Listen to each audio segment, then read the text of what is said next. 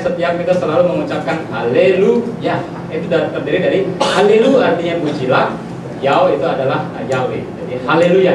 Jadi terserah itu Bapak mau percaya atau tidak, tapi yang jelas kita memiliki satu pemahaman bahwa haleluya itu adalah pujilah Yahweh. Terima kasih Pak. Oke, saya ingin tanggapi balik ya, sedikit ya. Memang memungkinkan, saya kan tadi katakan memang Yahweh itu memungkinkan ya. Dari kata haleluya dan juga dari kata Yahweh dan sebagainya itu ya. Memang memungkinkan ya. Cuma kalau hanya tahu Yahnya, W-nya tahu dari mana? Karena huruf hidup itu bisa bunyinya itu diselipkan di antara setiap huruf mati. Jadi kalau cuma tahu Yahnya, tetap kita tidak bisa pasti. Bisa Yahibu, bisa Yahawa, bisa Yahweh, bisa Yahbu, bisa macam-macam. W-nya itu dari mana? Baik, ini Pak. Nanti dulu saya belum selesai Pak. Jadi itu tidak bisa dipastikan menurut saya. Dan kalau Bapak tadi bisa memberikan ensiklopedia saya tidak tahu apa mengatakan tidak terhilang. Saya tahu ada ensiklopedia seperti itu. Tapi saya juga bisa memberikan banyak yang mengatakan bahwa namanya hilang. Ya, jadi sama-sama itu sumbernya memang hilang dan tidak masuk akal ya kalau Bapak gereja itu misalnya katakanlah bisa tahu. Biasanya orang mengambil Yahweh itu dari kata-kata Clement ya. Clement yang mentransliterasikan. Ini Pak. Ya. Jadi Anda setuju itu? Ya ini asal-usulnya itu saya tidak tahu ini bunyinya asal dari situ. Kalau orang masuk teks murasu, Yahweh itu selalu dibaca Yahu. Nah itu bisa saja tinggal Yahweh atau Yahweh. Berarti kan tidak tahu dong. Bisa itu berarti tidak pasti. Sebentar Pak, ini loh Pak ya. Bahasa Ibrani itu tadi kan Bapak bilang katanya itu huruf mati, seolah-olah disorotkan kepada Yahweh ya. Padahal semua orang Ibrani itu ya bahwa mereka kalau di Israel tidak menuliskan tanda baca, mereka udah bisa ngerti ya. Jadi kita itu memang kita goyim non Yahudi nggak tahu, mesti dikasih tanda baca. Nah sekarang herannya, kenapa semua untuk Bereshit, Bara, Elohim kita bisa membaca itu, tetapi kenapa kita kok selalu menduga untuk kasus YHWH itu nggak bisa? Apa itu kan karena nggak adil gitu, sekali nggak adil ya. Jadi itu tidak dipengaruhi sama sekali bukan adil, karena sejarahnya tadi sudah saya katakan ya. Kalau kata-kata yang lain kan digunakan terus dalam sehari-hari, maka bisa. Jadi saudara yang menguasai bahasa Indonesia kalau SMS misalnya SYPRG, tahu saya pergi. Tapi kalau satu kata itu tahu tidak pernah digunakan untuk ratusan tahun, atau dikasih singkatannya seperti itu tanpa huruf hidup, tidak akan bisa tahu. Jadi kata yang lain karena digunakan terus, biarpun dituliskan hanya huruf mati, orang bisa tahu artinya apa. Tapi Yahweh itu karena ratusan tahun tidak digunakan, tidak mungkin. Karena saya ingin tanggapi tentang Yahweh itu ya. Tolong bisa ditunjukkan tadi. Ini kata-kata Clement yang memang dalam tulisannya mengatakan Yahweh. Yang jelas pertama itu bukan Yahweh kan, itu Yahweh dan itu diyunanikan boleh dikatakan. Dan anehnya kalau pihak kalian menggunakan itu sebagai alasan untuk membaca Yahweh, maka saya ingin tanya, pihak kalian sendiri mengatakan bahwa Yahweh tidak bisa ditransliterasikan karena huruf Yunani tidak ada huruf Y, H, dan W. Lalu kenapa bisa menerima itu sebagai transliterasi? Berarti bukankah kalian menabrak ajaran kalian sendiri? Karena itu mau diterima atau tidak? Kalau itu diterima, kalian nabrak ajaran sendiri bahwa Yunani tidak bisa mentransliterasikan karena Yunani tidak ada huruf Y, H, dan W. Tapi kalau kalian tidak mau menerima itu, lalu Yahweh-nya muncul dari mana? Saya melihat kalau masalah penulisan Yahweh itu, Clement itu dia hanya menuliskan bunyi ya, karena memang kita huruf Yunani tidak punya huruf Yod ya, jadi dia hanya menuliskan bunyi. Nah jadi kalau kita mengetahui penyebutan Yahweh, begitu melihat tulisan Yahweh atau apa, kita bisa memaklumi bahwa itu penulisan bunyi aja gitu loh, seperti itu. Dan di samping perlu diingat, Clement hidup pada zaman kapan? Tahun berapa? Tahun berapa kira-kira? Abad 2 Pak, saya kira ya. Oke, abad 2 ya. Masehi. Abad 2 setelah Masehi. Padahal pengucapan itu sudah mulai hilang abad ketiga dan sampai ke-6 sebelum Masehi. Jadi ratusan tahun sebelum Clement itu ucapan hilang. Clement paling menduga. Baik Pak. Ini persoalannya, titik perbedaannya adalah bahwa meyakini bahwa nama Yahweh itu hilang atau sempat hilang. Nah padahal kita mengetahui bahwa kebiasaan imam besar itu setiap Yom Kippur, sekalipun mereka melarang penyebutan itu diganti Adonai, tetapi mereka selalu akan mengucapkan itu di bait suci, itu pengucapan itu. Tadi saya katakan bertentangan ajaran kalian sendiri. Yesus datang dengan misi mengajarkan nama Yahweh. Kalau tidak hilang, ada apa diajarkan? Maksudnya gimana? Ini saya sedang menerangkan tadi Bapak kan hilang. Bapak bilang kan Yesus sudah hilang. Bapak bilang Yesus datang untuk mengajarkan pengucapan nama Yahweh. Kalau itu tidak pernah hilang, kenapa dia datang untuk mengajarkan untuk Bapak apa? memahami Yohanes 17 ayat 6 itu bahwa seolah-olah dia hilang lalu harus disingkapkan. Kalau saya tidak memahami seperti itu. Tadi kan saya melakukan eksegese kata-kata aku memberitahukan. Loh, saya kan tadi mengatakan ya Epaneros artinya memberitahukan, menyampaikan. Titik tekanan penjelasan saya adalah pengucapannya toh? Iya, titik tekanan saya adalah dia mengajarkan, mengucapkan nama itu, tapi bukan karena nama itu sempat hilang gitu. Saya kan tidak. Untuk apa kalau dia hilang kalau diajar? Nah, itu asumsi Bapak. Saya tidak mengatakan seperti itu. Itu logika Pak, bukan asumsi. Kalau nama itu tidak hilang, untuk apa dia mengajarkan? Mereka semua sudah tahu, dia datang untuk mengajarkan apa yang mereka sudah tahu. Persoalannya saya tidak mengatakan itu kan di muka waktu menjelaskan Yohanes 17 ayat 6 bahwa karena namanya hilang maka Mesias mengajarkan tidak, tapi saya sedang melakukan eksegesis bahwa Mesias itu kesimpulan yang tidak terhindarkan. Kalau dia datang untuk mengajarkan ya berarti namanya tidak ada. Ya, itu silakan, itu kesimpulan untuk Bapak. apa dia mengajarkan? Ya silakan, itu kesimpulan Bapak. Yang jelas saya tidak mengucapkan. Oke, semangat bisa menilai sendiri. Ya. Oke. Itu argumentasi saya. Ada satu tambahan lagi Pak. Jadi ini tadi dibicarakannya hanya suaranya Yosefus, tapi saya di sini nggak cepat bisa mendengar. Yosefus itu mengatakan bahwa YHWH itu bukan vokal, bukan konsonan tetapi 4 vokal gitu. Hanya itu yang saya catat, lalu sangat tidak masuk akal itu dari mana? Yosefus yang Bapak itu Bapak itu terserah saya itu membaca surat Yosefus nggak main bukti sekitar 70 tahun 70-an. Pertama ya, belum tentu Yosefus itu saya tidak percaya Yosefus ngomong demikian. Kedua, kalaupun Yosefus ngomong demikian, apakah dia itu firman Tuhan lalu pasti benar? Apa? Di mana-mana semua orang mengatakan 22 konsonan dalam huruf Ibrani, tidak ada satupun vokal. Maaf Pak, beliau kan hanya mengutip fakta ya. Nah, Bapak selalu menggunakan dalilnya itu saya tidak peduli, saya tidak mau tahu karena Bapak sudah membentengi dengan sebuah Loh, ini saya dukung dengan bahasa Ibrani kok, tunjukkan kok. Nah, huruf hidupnya yang mana? Coba tunjukkan. Bapak akui Ibrani, tunjukkan Ibraninya. Huruf hidupnya yang mana? Bapak tidak bisa langsung menghakimi pernyataan Yosefus karena beliau kan hanya mengutip pernyataan Yosefus. Nah, itu kan fakta. Saya menghakimi Yosefusnya kok. Iya, makanya itu kan fakta ya. Nah, harusnya tidak langsung saya yakin begini, bukan begitu. Loh, kenapa kalau saya cari fakta yakin, saya lain? tidak boleh ngomong yakin? Cara dari fakta lain, karena kalau bicara yakin namanya bukan diskusi Pak, karena ini ada keyakinan jadinya Pak, gitu loh. Setiap orang diskusi itu menyatakan keyakinannya. Saya tahu dari belajar, biarpun mungkin saya tidak ahli kalian, tapi bahasa Ibrani 22 abjad tidak ada satu huruf hidupnya. Bunyi huruf hidupnya itu tanda-tanda tok, dan itu tambahkan jauh sebelakangan Alkitab. Bahkan orang-orang Israel sampai zaman sekarang kalau lihat di syuting di TV tidak ada huruf hidupnya. Iya, tapi mereka tahu kan Pak mengucapkan. Saya tahu, tapi karena kata itu digunakan terus. Bapak menyimpangkan pembicaraan. Tadi kamunya jamnya kan pertanyaan. Iya, Oke, sudah cukup. Sekarang Ya, Pak. dari pihak kami. Cenderung. Pak Marto sudah. Tadi sudah Pak, tadi sudah. Dititipkan saja. Cenderung. Ya, cenderung. Belum. Belum kan digantikan saudara tadi ya? Iya, Islam. Ayo cepat. Di dalam Tanya bisa Pak? Tanya sama itu Pak. Di dalam seksual dinta itu kan yang pasti ditulis kurios Pak, tidak ada Yahweh. Nah itu kalau apakah itu berarti Yahweh itu bisa berganti nama kurios? Jadi saya tidak pakai Yahweh, saya pakai kurios Pak. Kalau Bapak tidak bisa kan berarti Septuaginta itu bukan firman Tuhan Pak. Sudah. Septuaginta itu kan terjemahan.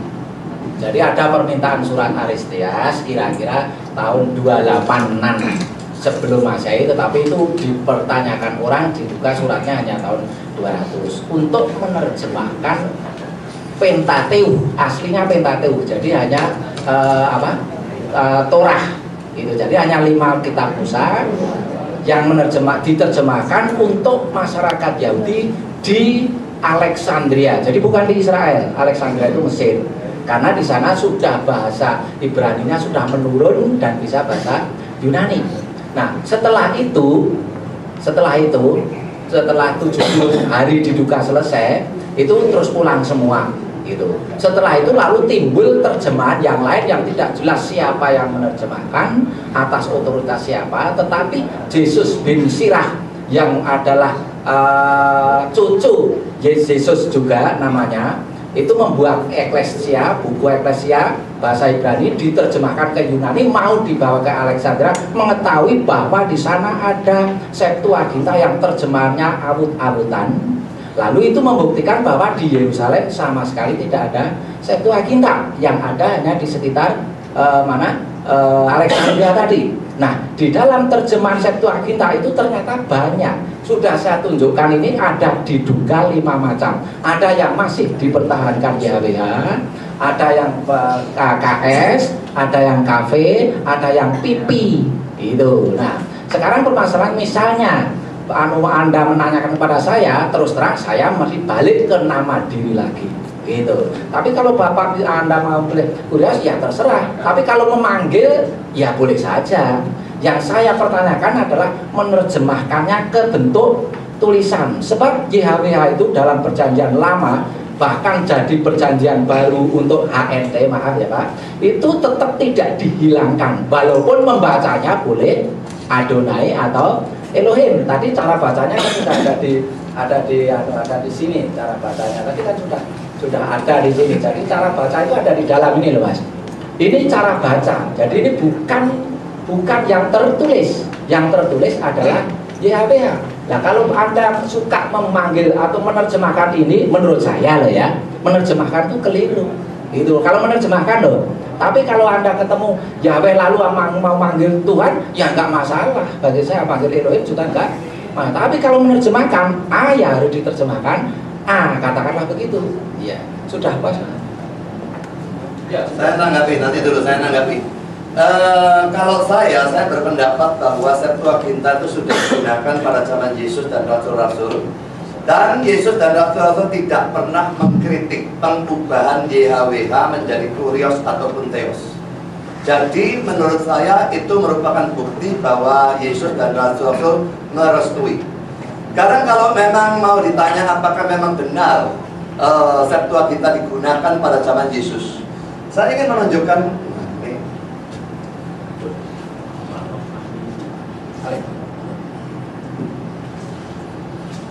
Kisah Rasul 7 ayat 14 ya.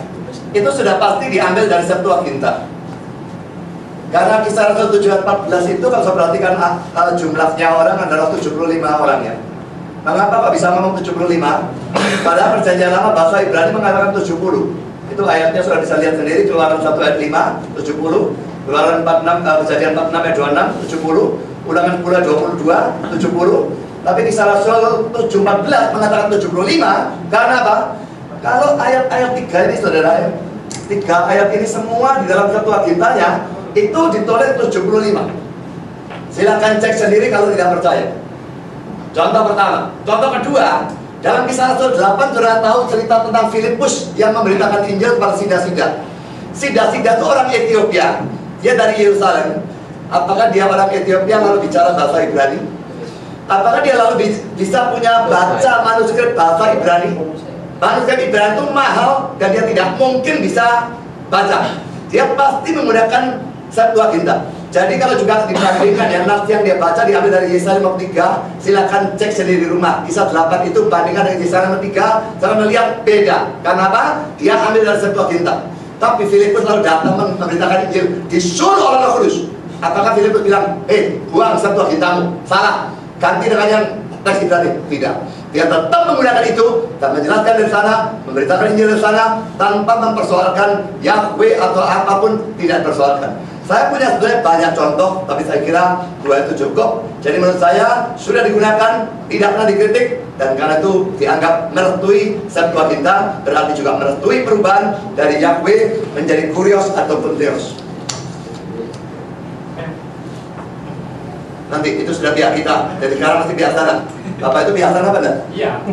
Oke, silakan. Gini Pak. Kepada siapa? Bapak Budi. Bapak itu belajar bahasa Ibrani enggak gitu? Nggak bisa baca bahasa Ibrani. Kedua, itu kan Septuaginta itu dibuat dengan penjajah. Apa tuh? Zaman itu menjajah. Siapa menjajah? Bahasa para penjajah kan. bahasa menjajah. Bahasa Yunani bahasa penjajah. Ya, Oke. bahasa menjajah, menghancurkan Bait Elohim. Sekarang roh itu mungkin membuat suatu kesesatan di situ. Karena roh itu selalu mengadakan kayak seperti Indonesia di Jepang. Sampai sekarang kita dijajah dengan ekonomi. Dulu fisik disikat, sekarang ekonomi disikat. Lalu pertanyaannya apa? Pertanyaannya, Bapak belajar bahasa Ibrani nggak gitu aja? Kamu mempelajari Ibrani enggak? Saya belajar Ibrani karena saya sekolah teologi ya. Cuma memang waktu sepanjang 3 tahun saya ngambil cuma 13 jam. Itu sebenarnya sudah tertinggi dibandingkan teman-teman saya yang lain. Tapi dalam pelayanan saya selanjutnya, saya jauh lebih menekankan pada biblika dan teologia daripada pada bahasa. Jadi terus terang kalau menguasai secara seperti mereka atau seperti Bang Nusena, enggak. Ya, tapi saya belajar dasar-dasarnya dan menurut saya seperti yang saya katakan ya, penguasaan bahasa asli itu penting, tapi itu tidak membuktikan apapun bahwa orang pasti benar. Karena ingat orang-orang zaman itu di sana semua bisa Yunani, semua bisa Ibrani, mereka tetap bisa sesat. Jadi yang bisa Ibrani Yunani belum tentu benar. Saya tidak bilang mereka pasti salah. Saya tidak bilang pasti salah, tapi belum tentu benar. Ya, jadi kalau tadi dikatakan kok saya kok enggak apanya, enggak ilmiah katanya ya. Tadi katakan. Kalau saya menjelaskan kepada jemaat itu dengan bahasa serendah mungkin supaya semua mengerti. Saya enggak senang bahkan menggunakan istilah Indonesia yang orang nggak ngerti. Misalnya ya, paradigma. Waktu saya dulu pertama dengar, saya sendiri nggak tahu apa arti ini paradigma. Ya, tapi begitu banyak kota menggunakan, saya nggak mau menggunakan seperti itu. Saya gunakan bahasa sesederhana mungkin supaya semua orang mengerti. Kadang-kadang kalau memang butuh, saya pakai asli. Tapi kalau tidak dibutuhkan, saya tidak pernah mau pakai aslinya.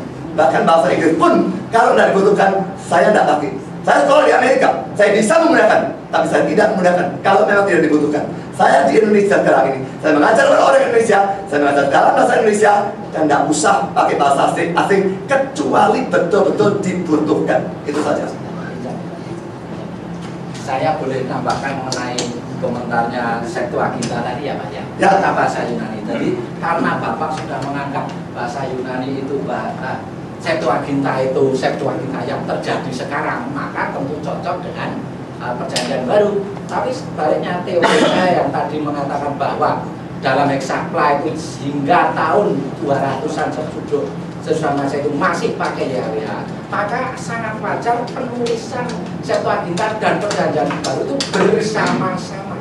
Nah kalau bersama-sama tentu motifnya Pak Bisnis bisa persis sama. Nah kalau tadi dia jumlah-jumlah orang itu memang ada naskah Ibrani konon yang sudah hilang, dan Septuaginta itu naskah Ibrani yang sudah hilang. Nah mengenai pandangan bahasa Yunani Pak, Talmud itu Ibrani yang ditulis orang-orang Ibrani untuk mengajarkan mengenai Torah oral atau peraturan-peraturan. Nah, antara lain pendapatnya begini, Pak. Di negeri Israel mengapa bahasa Aramaik bukan bahasa suci, Ibrani yang suci, atau bukan juga bahasa Yunani? Dikutip ini ada. Terus lalu dikatakan dalam satu pilihan keselamatan oleh karena perbuatan dikatakan bahwa setiap orang yang dikumpulkan di negeri Israel dan bertutur kata bahasa yang sakral, yakni Ibrani, adalah seorang anak masa depan telah datang. Gitu. Jadi itu pendapatnya orang Ibrani tentang bahasa dirinya sendiri, sangat-sangat egois terhadap bahasa. Lalu begini, ada tulisan lagi.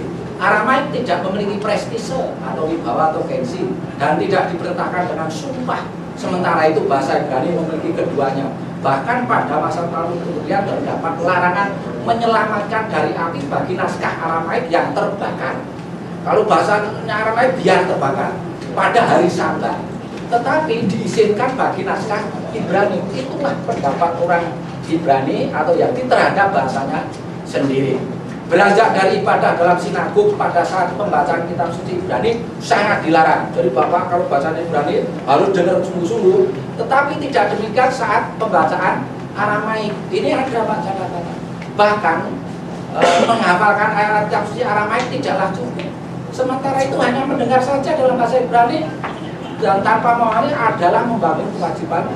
Masih banyak Pak bagaimana menganggap bahasa Ibrani maupun Mandeka dengan Aramaik.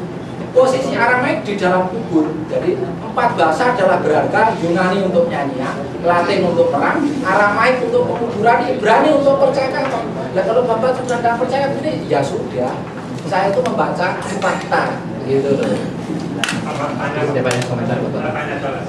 Nanti Pak. Dia sudah. Saya memang sudah ngomong ya, ini sampai setengah 10 atau sampai jam 10. Kalau ada yang keberatan ya boleh meninggalkan tempat lebih dulu. Tapi ini diteruskan sampai sekitar setengah 10 atau jam 10. Ya, yang keberatan boleh meninggalkan. Setengah 10.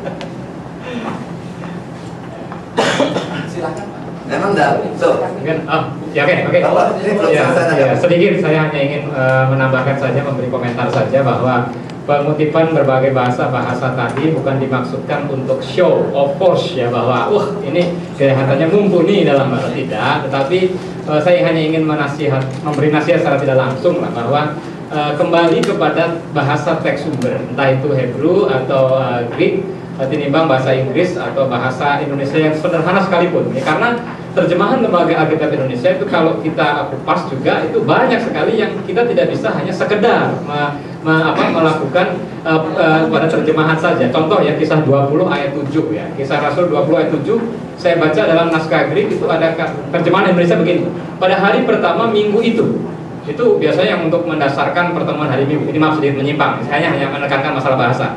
Pada hari pertama minggu itu, lalu seorang berargumentasi bahwa Sabat tidak perlu karena pertemuan hari Minggu, itu yang dikatakan dalam kisah Rasul 20 ayat 7.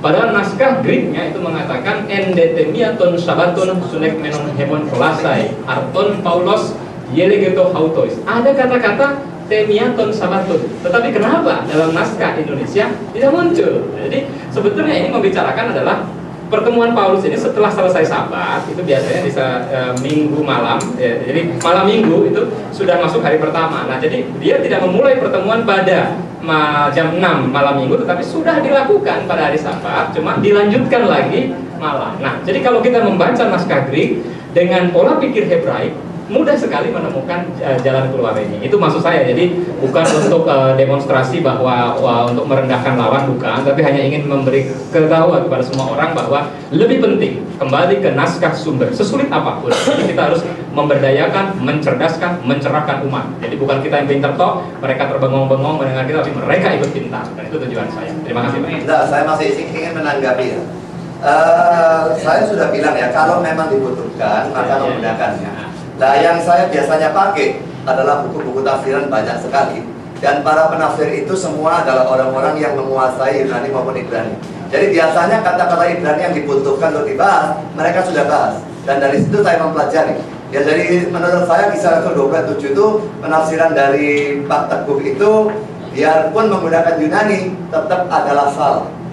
Mengapa saya tetap berpendapat itu adalah hari yang pertama? Apa sebab? Biarpun itu sudah malam Minggu, ya, Minggu malam ya. Bapak bilang tadi apa? Malam Minggu ya. Sudah dimulai dari Sabtu, Pak. Sudah dimulai Sabat. Masuk hari apa jadi menurut Bapak? Iya, kalau ini adalah karena ada kata-kata temiaton sabaton, jadi itu artinya peralihan. Jadi dari hari Sabat selesai, malam dilanjutkan percakapan. Jadi pertemuannya bukan malam itu, tapi sudah didahului, dilanjutkan sampai malam. Tidak pernah ada yang menafsirkan semacam demikian sepanjang yang saya tahu. Malam Minggu. Ya, jadi orang bisa saja ya. Saya sudah sering mendengar orang menggunakan bahasa asli berarti begini, bahasa asli berarti begini. Pada waktu betul-betul dicek, ternyata tidak demikian. Ya, sekarang Bapak ngecek aja. Itu giliran Bapak ngomong, saya giliran dia ngomong ya. Demikian juga ya, kalau mereka tadi mengutip dari ensiklopedia ini apa? Saya sudah lama pelajari banyak sekali ensiklopedia, ya. Jadi saya melihat bahwa kontradiksi antar ensiklopedia itu luar biasa. Mereka bisa memberikan yang pro mereka, saya bisa memberikan yang pro saya. Yang mau diterima yang mana? Ya. Jadi tidak ada titik yang menentukan, tidak bisa. Ya. Oke, saya mungkin sekarang pihak mana ini mestinya? Sini. Tadi sudah. Tadi pihak mana? Sekarang pihak kita. Oh, kita ya. Apa-apa. Dari pihak sini berapa? Ya nanti katanya nggak fair saya. Bukan. Oke, Daya. Ya, dari pihak Wisma mengatakan bahwa nama diri nggak bisa. masa mereka itu karena punya. Iya, umum. Saya lebih senang menyebutnya kekristenan yang kembali ke akar-akar Semitik, itu saja. Jadi kami nggak melepaskan di mainstream gitu. Menurut pandangan kekristenan Semitik, Ya, Boleh kok. menurut pandangan Semitik bahwa nama pribadi tidak bisa diganti. Sekarang saya tunjukkan bahwa pada zaman tersebut itu ganti nama itu hal lumrah. Dan arti seseorang bisa punya nama yang berbeda dalam bahasa berbeda. Ya. Contohnya aja Dorcas, namanya juga dia bisa Tabita. Terus lagi misalnya Kefas Petrus. Terus Mbak Yesus Elimas. Dan juga malaikat jurang maut itu Abaddon. Itu Ibraninya Apollyon. Itu hal lumrah dalam zaman tersebut orang punya nama yang berbeda, mengingat bahwa pada zaman Tuhan Yesus hidup itu banyak bahasa yang berbeda saat itu. Buktinya aja ketika Tuhan Yesus salib, nama yang tercetak dalam yang salib itu dalam 3 bahasa. Bahasa Ibrani, bahasa Yunani, dan bahasa Latin. Bagaimana nama dia itu bahwa nama dia tidak bisa diubah. Buktinya banyak tokoh-tokoh Alkitab yang namanya tidak diubah. Sudah. Dan pasti kalau menanggapi dia. Iya, saya tahu yang menanggapi. Ya, terima kasih. Bapak tadi nama punya nama lain loh Pak, bukan diubah. Jadi pertama nama tetap menjadi nama diri. Kalau pertanyaan saya misalnya ya Pak sama Bapak, nama YHWH mengubah Abram menjadi Abraham, Sarah menjadi Sarai. Itu karena yang Maha Kuasa mempunyai hak untuk memberi nama. Lalu Daniel diganti Belsasar, itu karena Daniel dalam tawanan raja-raja Aramaik. Jadi sang raja mempunyai hak. Pertanyaan saya, kira-kira yang punya hak untuk mengubah nama YHWH siapa? Gitu. Kyrios bukan nama loh Pak. Jadi Bapak harus hati-hati. Panggilan sih boleh. Maksud namanya adalah proper name. Jadi Kyrios itu common noun gitu loh, nama generik. Jadi Bapak harus hati-hati. Saya tidak mempermasalahkan Pak memanggil Kyrios begitu, tidak memasalahkan. Dan itu memang bukan nama yang lain, apalagi diganti Allah. Itu pertanyaan besar, siapa yang punya hak? Padahal yang memberi nama itu adalah dirinya sendiri. Kalau tidak keliru di Yeremia sama di Daniel disebutkan bahwa yang memberikan nama Yahweh itu dirinya sendiri gitu. Nama Yahweh dan Yesus kan juga atas otoritas Yesus dan langsung. Mereka nggak kritik perubahan itu. Dan Itu kan karena Bapak menganggap bahwa itu adalah dia memberi bicara Yunani dulu, karena itu ya PB-nya nggak ngomong sektor cintanya. PB-nya ya. Seandainya nama itu tidak diganti, otomatis waktu Yesus itu kan ada, seperti kita sudah ada, benar kan? Ada tapi belum tentu dibaca dia loh. Nah, kenapa kalau itu ada tapi bukan di Yerusalem. Memang kalau untuk mengetahui situasi latar belakang dunia perjanjian baru atau di lingkungan Yerusalem pada waktu itu, memang yang namanya di sinagog itu memang tidak lazim membaca Septuaginta gitu. Jadi Bapak nggak usah memaksakan gitu loh. Jadi itu kalau kosong Bapak nggak bisa buktikan. itu jangan seperti yang lain juga. Jangan takut dipengaruhi dong. Saya berpikir ada ini logis ya, coba pikirkan. Iya silakan. Coba pikirkan logis. Waktu Tuhan Yesus hidup, setelah kita ada. Ya. Nah, dia kata Tuhan Yesus nggak setuju nama Yahweh ganti. Otomatis dia akan mengkritik setelah kita ganti itu. Dan ternyata itu nggak dilakukan, dia dengan terbukti nggak ada catatan sama sekali di kitab perjanjian baru bahwa dia pernah mengkritik setelah kita. Berarti dengan kata lain bahwa dia merestui setelah kita tersebut. Ini punya logis Pak. Sebentar Pak, apa itu Septuaginta yang mana? Kalau Septuaginta Brenton sama Rap itu saya dengar sekarang yang sudah jadi. Septuaginta dulu ini Bapak lihat ini loh. Ini loh Bapak lihat ini loh. Ini tahun 12 sampai 200-an sesudah Masehi. Masih ada ini dan Tuhan Yesus tidak pernah berurusan dengan Septuaginta. Ini kepercayaan saya. Kalau pertanyaan Bapak seperti itu ya jelas. Tapi ini bisa dijelaskan KS itu artinya apa? lah itu tadi. Jadi Kyrios disingkat KS. Yesus itu kuris ada kan? Lah belum tentu. Yang jelas di sana banyak bertebaran macam-macam. Belum tentu berarti masuk juga ada kan? Oh, ya ada, tapi kan Tuhan itu pekerjaannya bukan melihat Septuaginta. Saya ya, model pertanyaan itu dari ada monolog ya, di jadi kanan kita berdiri satu persatu saja. Pertanyaannya maksudnya pengen tambahkan sedikit. Makanya kalau saya nggak mau pakai Septuaginta terlalu banyak. Saya lebih menekankan perjanjian baru yang mutlak gitu loh. Kalau Septuaginta memang masih bisa disalahkan oleh mereka. Tapi kalau mereka menyalahkan perjanjian baru ya nggak tahu lah sama siapa.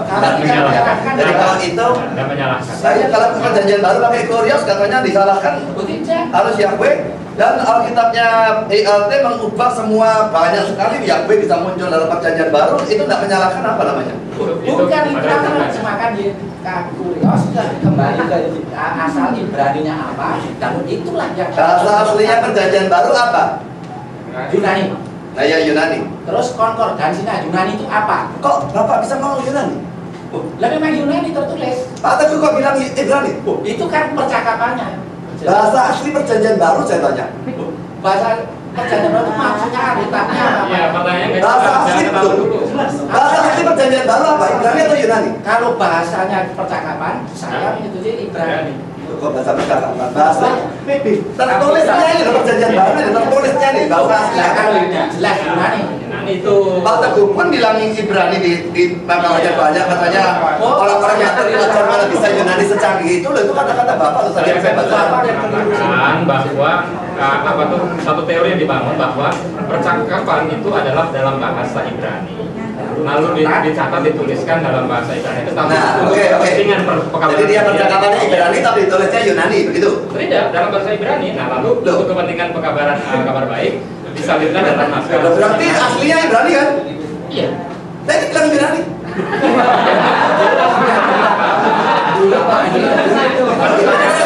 Pertanyaan yang lalu menyebutkan. Ini loh pertanyaan itu saya. Ini tidak penjelasan kok. Iya, itu pertanyaan bersayap. Ya, pertanyaan Bapak itu bersayap gitu loh. Jadi Bapak harus harus jelas maksudnya apa. Karena beliau mungkin menangkapnya lain ya. Tadi saya lihat itu bahwa yang dia sangka itu adalah naskah Greek yang Bapak maksud. Ya Yunani memang itu ditulis gitu loh. Tetapi kalau bahasa percakapan yang dimaksud adalah perjanjian baru, ya Ibrani. Loh, kita kan punya naskah-naskah tadi seperti Semtov, Dutilet, Krevot gitu loh. Jadi berapa Semtov itu? Dan Dutilet. Saya kan tadi saya sudah katakan, usia kertas itu adalah kalau dihitung 1500-an. Nah, iya. Tetapi ketika para ahli membandingkan struktur bahasa di dalam Semtov, Dutilet, Krevot berbeda dengan Greek gitu loh. Jadi ya oke. Dan Semtov itu hanya Matius kan? Sebentar Mas, Pak, kita baca saja Lalu Markus wakilnya di mana? Kita baca kesaksian Bapak Gereja ini, ya. Papias, uskup begini tak menyatakan perihal keaslian Injil Ibrani. Matius mengumpulkan bersama ucapan Tuhan Yesus dalam bahasa Ibrani dan masing-masing menginterpretasikan sebaik yang didapat dalam Injil menurut Ibrani. Berarti kan nanti dulu. Matiusnya itu tolong disoroti ya. Hanya Matius yang dibicarakan oleh Papias. Iya. Hanya Matius. Lalu Matius mencatat. Itu loh. Berarti kan percakapannya sudah jelas Ibrani. Hanya Matius yang dibicarakan. Sekarang kalau Matius misalnya ya, Matius saya tahu memang diperdebatkan bahasa aslinya apa. Itu diperdebatkan. Ya pro kontranya banyak sekali. Tapi Markus sampai Wahyu tidak ada yang memperdebatkan, semua mengatakan bahasa aslinya Yunani. Oke lah, tapi kan percakapannya ini bahasa Ibrani. Matius juga mewartakan Injil terus bagi orang-orang Ibrani dalam dialek mereka. Lalu lagi, sebab Matius yang pertama kali Matius semua mengajar ya, semua Matius. Lah yang Matius itu kan mengikuti Yesus bicara Ibrani. Saya kan mengatakan Yesusnya bicara Ibrani, tapi mencatatnya untuk Matius Ibrani, untuk yang lain Yunani. Jadi Bapak. Dan sekarang gini ya, nanti dulu. Dari ya kalian kan mengharuskan dikembalikannya nama Yahweh dalam seluruh Alkitab ini ya. Bahkan kan bukan Matius doang. Oh iya. Saya menerima nama Yahweh dipakai, tapi saya menerima juga kalau digantikan Tuhan. Bagi saya cuma butuh satu bukti dalam seluruh perjanjian baru untuk membenarkan pandangan saya. Kalau bagi kalian harus membuktikan seluruhnya itu YHWH dan bukan Kurios. Seluruh perjanjian baru tidak ada semua YHWH, semua YHWH. Baru bisa mengharuskan penggantian ke dalam YHWH. Kalau saya punya satu saja, dan tadi sudah diberikan banyak ya dalam Lukas dan sebagainya. Lukas itu orang Yunani, menulis kepada Theophilus yang adalah orang Yunani. Mungkinkah dia menulis dalam bahasa Ibrani? Baik, Pak. Dan Lukas itu mengganti YHWH dengan Kurios. Ya. Bapak percaya kan gitu? Berarti kalau kita hanya Kurios, menurut saya kembalinya YHWH bukan motor langsung Tuhan. Karena Saya saya nyalahkan Lukas kan? Nah iya, walaupun itu Nah, itu manipulasi. Itu bukan manipulasi, itu Iya, memang karena Bapak terlalu menggunakan naskah Greek seolah-olah si penulis, si pembaca termasuk Yesus itu mengucapkan bahasa Yunani, jadi seolah-olah itu sudah paten lalu kita digunturkan. Saya tidak peduli pengucapannya apa, saya tidak peduli peduli penulisannya. Sekarang begini, sekarang pada waktu Bapak mau mengeksposisi ayatnya, Bapak tidak tahu pengucapan Ibraninya kan? Lalu bagaimana mengeksposisi? Kita mengeksposisi Yunaninya, tertulisnya yang dieksposisi, bukan bicaranya. Nah, terus? Nah, ya, bagaimana kalau memang Ibraninya dari mana? Coba Ya, eksposisi, yang tolong. Bapak lupakan, saya kan tadi mengatakan waktu menafsir Kisah Rasul 20 ayat 7 bahwa sekalipun saya membaca naskah Greek dan saya sangat menghormati, tidak pernah anti naskah Greek, tapi kita harus tahu world view Hebrew itu seperti apa, sehingga kita angkat itu, gitu loh. Nah, dan tadi yang mengatakan bahwa kitab Wahyu dan semuanya itu tidak ada.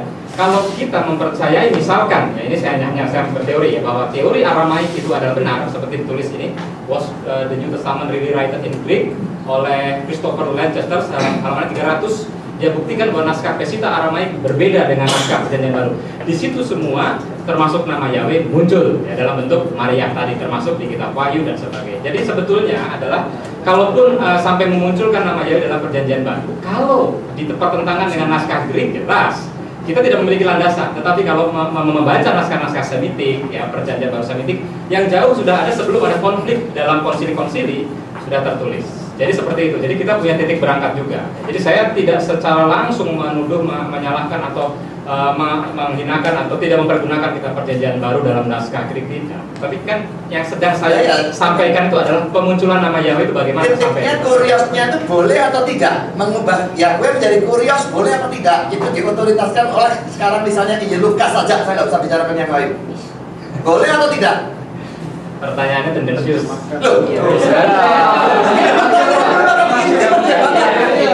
Tadi kita sudah mengatakan bahwa Yesus tidak berbahasa Yunani, jadi omong kosong dia mengatakan kurios. Lukas menuliskan kurios itu salah atau benar? Selalu tendensius gitu, Bapak. Oh iya, harus. Iya. Harus dijawab. Itu namanya perdebatan kok. Bukan begitu, tidak semua pertanyaan harus dijawab situ karena Bapak selalu memotong-motong konteks kalimat ya. Apa aja yang dipotong? Tidak ada konteks yang dipotong. Bakal Lukas kelihatan. mengubah YHWH menjadi kurios. Dia salah atau benar? Itu toh pertanyaan saya. Itu yang saya tidak suka. Ya ini yang saya tidak suka. Jadi selalu pertanyaan benar atau tidak. Kenapa kok mau ngajak debat kalau tidak suka? Siapa yang ngajak debat? Nah, Siapa yang ngajak debat? itu yang penting. Saya tidak pernah ngajak debat. Tolong supaya jangan ribut dulu. Tidak usah. Yang poin ini kita akhir saya kira semua tahu. Yang benar siapa saya kira semua tahu. Sekarang ada pertanyaan baru silakan. Oke, silakan tanya.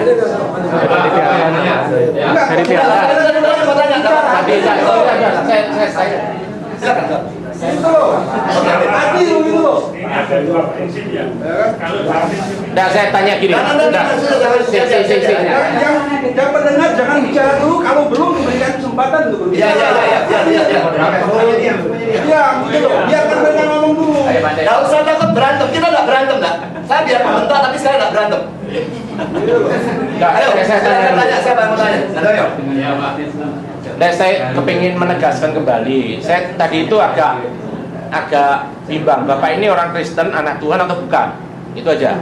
Kedua, masalahnya tadi Bapak mengatakan bahwa waktu Pak Budi mengatakan bahwa autograf itu inerrant, ya, tidak bersalah, tidak mungkin ada salahnya. Bapak mengatakan, kok bisa mengatakan belum tahu kok bisa mengatakan seperti itu. Lah sekarang saya minta tolong tanya, Bapak orang Kristen betul-betul percaya Tuhan Yesus sebagai satu-satunya juru selamat, tidak ada juru selamat yang lain, masuk surga itu bisa lewat siapapun atau hanya khusus oleh Tuhan Yesus?